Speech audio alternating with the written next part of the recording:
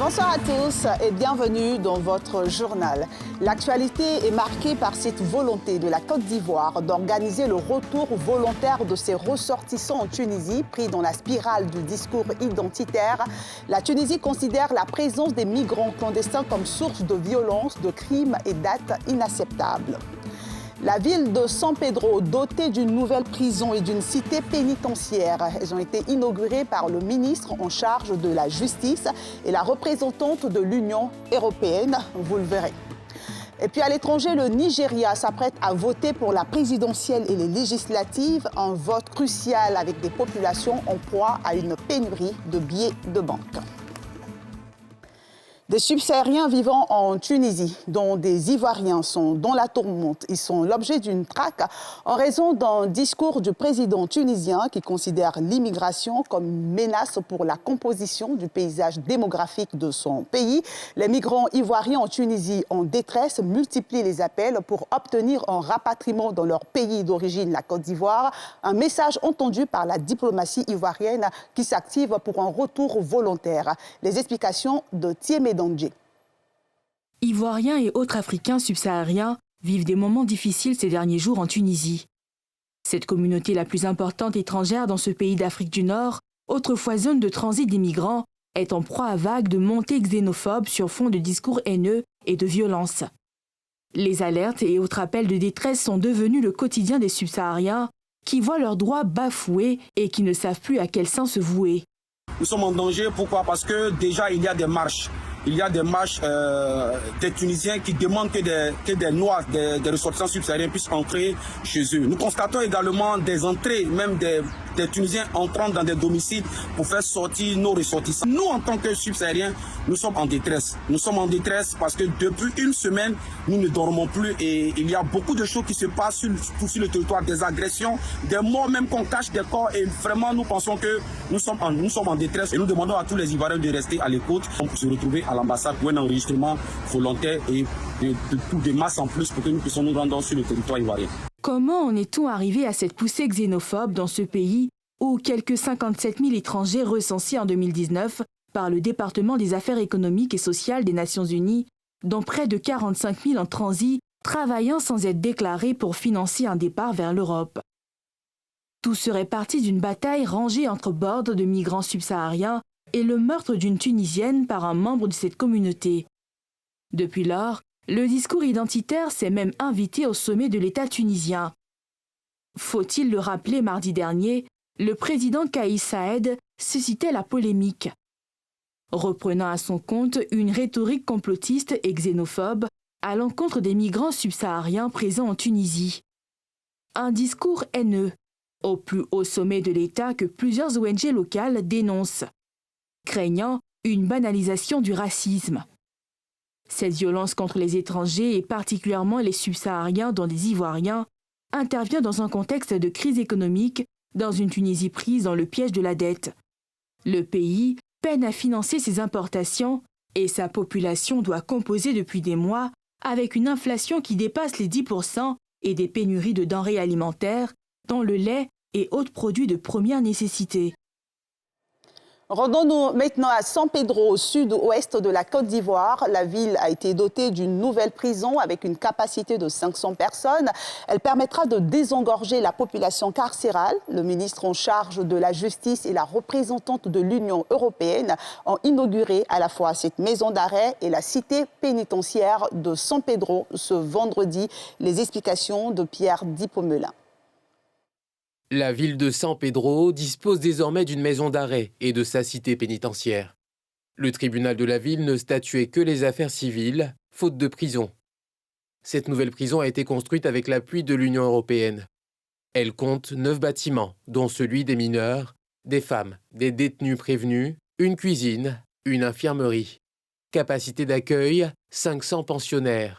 Le tribunal de première instance, la maison d'arrêt et de correction, ainsi que la cité pénitentiaire, sont les fruits de cette forte implication de l'État en vue de rapprocher la justice des populations et en faveur de leur bien-être. Permettez-moi, à ce stade de mon propos, d'adresser mes vifs remerciements à son Excellence, Madame Francesca Di Mauro, l'ambassadrice de l'Union européenne, pour la contribution significative de son institution à la réalisation de ce projet. L'événement qui nous réunit aujourd'hui est donc l'occasion de rappeler les valeurs fondamentales partagées entre l'Union européenne et la Côte d'Ivoire. Promouvoir et défendre les droits de l'homme n'est pas seulement un impératif lié à la dignité humaine. Il s'agit d'une pierre angulaire de la démocratie, de la paix et de la sécurité, ainsi que du développement durable. La maison d'arrêt de San Pedro pourra accueillir ses premiers pensionnaires dès la semaine prochaine. À la veille de cette inauguration, le ministre de la Justice et des Droits de l'Homme et la représentante de l'Union européenne en Côte d'Ivoire ont visité tous les compartiments de la maison carcérale pour constater de visu toutes les commodités et équipements dont elle a été dotée. La zone industrielle de Koumassi a enregistré la visite du président du Sénat, Aoussou Jano Kwadio. Il s'est imprégné des conditions de travail d'une unité de plastique qui emploie 1500 personnes au quotidien. Cette visite marque le soutien du président du Sénat aux actions de cette entreprise en matière d'emploi décent et de création de richesses. Le reportage est signé Thiemé Dandje. Koumassi, zone industrielle. Au quotidien, 1500 employés font tourner cette unité de produits plastiques.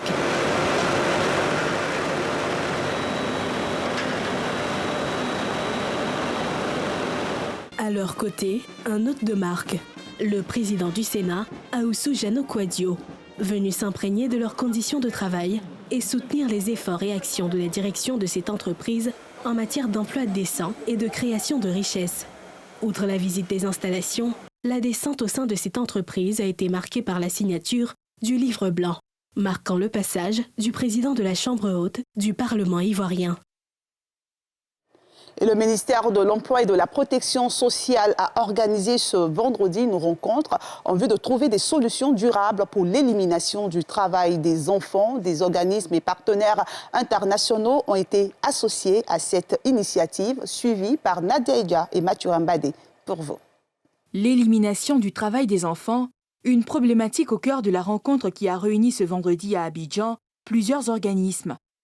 C'est autour du thème « Promouvoir le travail décent dans les chaînes d'approvisionnement pour éliminer le travail des enfants en Côte d'Ivoire » qu'ils ont réfléchi à la question. Le travail des enfants, c'est un fléau persistant, particulièrement en Afrique, où l'on compte aujourd'hui environ 92 millions d'enfants travailleurs, soit quand même pratiquement un enfant sur 5. C'est dire que non seulement le travail acharné que nous menons doit s'accélérer, mais il doit s'accélérer plus vite. Présents à cette rencontre, les centrales syndicales ont proposé entre autres solutions à ce fléau, la présence effective des enfants à l'école et l'amélioration générale des conditions de travail de leurs parents.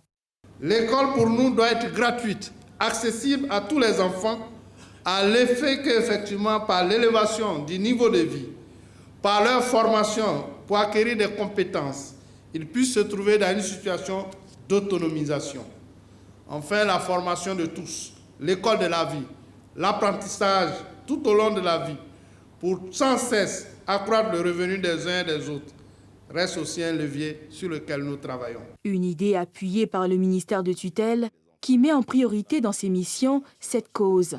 Remercier Madame la Première Dame et son Excellence Monsieur le Président de la République pour toutes ces mesures qui visent l'amélioration des conditions de vie des producteurs et qui contribuent efficacement à la lutte contre le travail des enfants et à la durabilité des chaînes d'approvisionnement. Cependant, cette mesure ne concerne que les producteurs. Elle ne prend pas en compte les conjoints et les ayants droit des dits producteurs. Aussi, voudrais-je me tourner vers le directeur général de l'OIT et mes collègues ministres de la République fédérale d'Allemagne pour solliciter leur appui afin de demander aux multinationales et aux industriels qui interviennent dans la chaîne des valeurs d'emboîter le pas au gouvernement ivoirien en contribuant aux cotisations sociales des producteurs au titre du régime social des travailleurs indépendants et des cotisations de leurs familles au titre de la couverture maladie universelle. La rencontre sur le travail des enfants a eu lieu en marge de la conférence régionale tenue dans le cadre du projet ACEL Africa, accélérer l'action pour l'élimination du travail des enfants. Direction Yamoussoukro, la capitale politique de la Côte d'Ivoire, où s'est tenu le séminaire Bilan 2022 et Perspectives 2023 de la Direction générale du budget et des finances. Cette rencontre a été le lieu de définir les grandes orientations de 2023 et l'accent a été mis sur la modernisation des outils de gestion budgétaire. Les précisions de Nadia Eidja. La DGBF au cœur de la modernisation des outils de gestion budgétaire. C'est autour de ce thème que se sont rencontrés les agents de la Direction générale du budget et des finances pour leur premier séminaire de l'année 2023. Une occasion de faire le bilan avant de se projeter. L'exercice budgétaire 2022 qui vient de s'achever a permis la consolidation des acquis de l'exécution budgétaire en mode budget-programme. En effet, notre pays a pu tenir à bonne date le débat d'orientation budgétaire, élaborer le budget en mode budget-programme dans les délais constitutionnels et l'exécuter dans de bonnes conditions à l'aide du système intégré de gestion des opérations budgétaires de l'État SIGOBE. Il en ressort que le taux moyen de réalisation des cibles est passé de 73,7% en 2020 à plus de 82% en 2021. La Direction générale du budget et des finances a pu réaliser avec succès tous les objectifs qui lui étaient assignés à travers le plan d'action stratégique 2022. Pour poursuivre ses performances et accentuer la modernisation tant souhaitée, 5 points majeurs étaient à l'ordre du jour. Il s'agit des innovations SIGOB, du point de déploiement du système de management de qualité, du bilan de la mise en œuvre du cadre de performance et perspective, de la mise en œuvre de l'évaluation de la performance des EPN et du processus d'implémentation du contrôle interne budgétaire. La FENACI a fait sa rentrée syndicale, une occasion pour les responsables de cette organisation de faire le bilan des activités menées en 2022 et de se projeter sur l'année 2023. Le reportage de Mardoché Kwasi et de Mathieu Rambadé. Cette rencontre qui a réuni les associations et organisations de commerçants a été l'occasion pour le président du conseil d'administration de la FENACI de revenir sur une année 2022 fortement marquée par la problématique de la cherté de la vie, face à laquelle la fêtière est montée au créneau. L'année 2023, quant à elle, s'annonce riche en projets, avec notamment la création de la mutuelle sociale des commerçants, l'édition des nouvelles cartes de commerçants, format carte de crédit et des campagnes de sensibilisation des commerçants aux bonnes pratiques. Des projets qui ne peuvent se réaliser que dans l'unité et la cohésion. Toutes les associations, les syndicats, les coopératives, tout le monde était là. Et ce que nous pouvons leur dire, c'est que nous devons rester solidaires et pour le bonheur du commerce en Côte d'Ivoire. Nous avons mené beaucoup d'actions, surtout au niveau de la cherté de la vie. Et comme c'est un problème qui n'est pas un problème qu'on peut régler avec une baguette magique, alors nous travaillons avec les gouvernants afin de trouver vraiment des solutions qui puissent arranger et les commerçants et les consommateurs.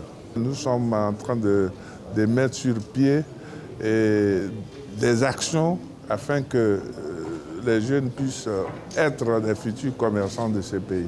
Le ministre du Commerce, de l'Industrie et de la Promotion des PME était représenté à cette rencontre par Éric Ouattara, conseiller technique. Il a salué les ambitions de la FENACI, notamment le projet de création de la mutuelle des commerçants, qui selon lui revêt un caractère essentiel pour l'État.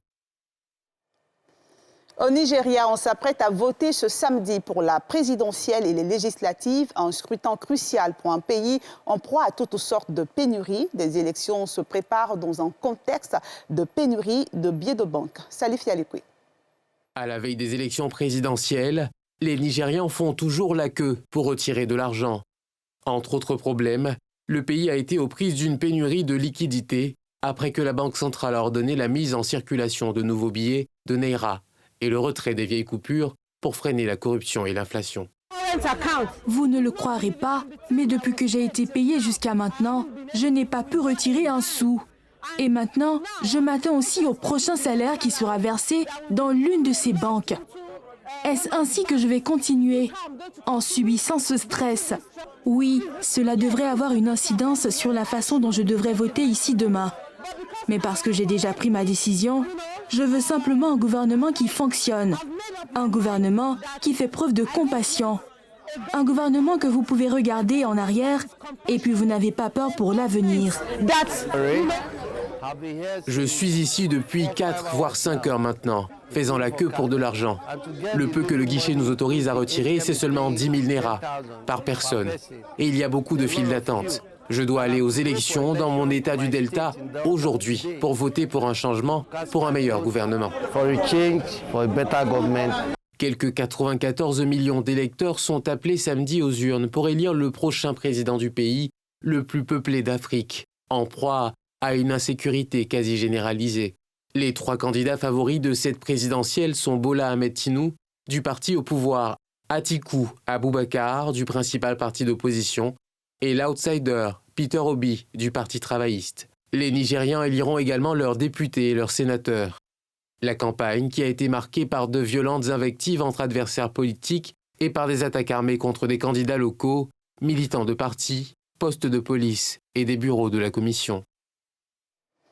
Et c'est la fin de ce journal de la rédaction de NCI. Merci de votre fidélité. Prochain rendez-vous lundi 20h15 dans Focus Faits divers. Prenez soin de vous, de vos proches et de vos rêves. À bientôt.